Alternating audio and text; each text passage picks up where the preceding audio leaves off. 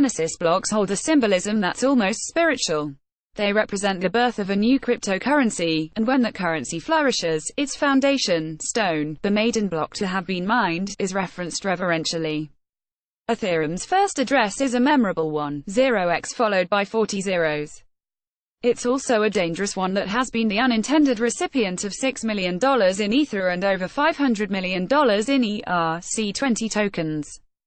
Also read, people keep sending Satoshi Nakamoto Bitcoin. The Genesis address that keeps on getting atheism and tech savviness are synonymous, yet when it comes to cryptocurrencies, the religious undertones are strong. From the schisms caused by hard forks to the opposing dogma espoused by big and little blockers, crypto is basically God for geeks.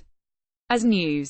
Bitcoin.com previously reported, people have been sending BTC to Bitcoin's Genesis address for years as a way of acknowledging Satoshi. They've also been doing the same with Ethereum's Genesis address, not to acknowledge the genius of Vitalik Buterin and co., but simply due to user error. Hexadecimal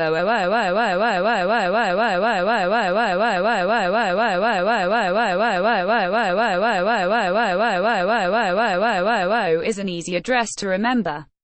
It's also an easy one to enter by mistake. All it takes is one fat finger on the 0 button and your ERC20 tokens are winging their way to an address where they are destined to remain for all eternity.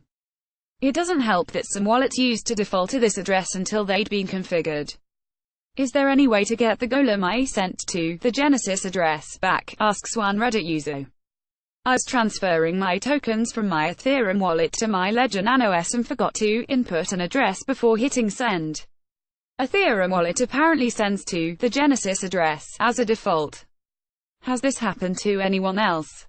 Some of the tokens locked inside Ethereum's Genesis address, a token offering to the Ethereum gods. Another anguished user claims to have sent their entire savings of 1,493 Ether in error. In total, the Genesis address has received over 750 transactions in 3 years, and today holds over 7,000 ETH, worth $6 million, and more than 200 ERC20 tokens worth a staggering $517 million. Some of these tokens were airdrops deliberately sent to public ETH addresses, and others were deliberately burnt by being sent to this address, making it difficult to ascertain the precise number of ERC20 tokens sent in error, over and above the $6 million in ETH that has been sent.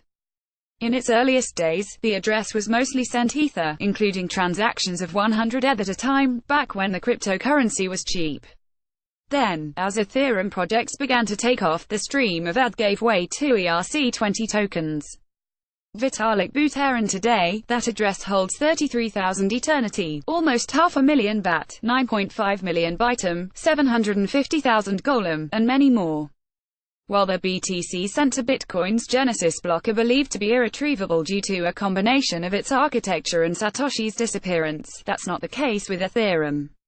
Should the project's founders still have access to the private key for this address, it may be possible to set up a smart contract that automatically returns anything sent to it. Due to its unusual numerology, however, it is believed to be virtually impossible to generate a private key for this address, hence its popularity for proof-of-burn projects. Meanwhile, the Genesis address will continue to absorb tokens on a regular basis, much to the anguish of their unwitting senders.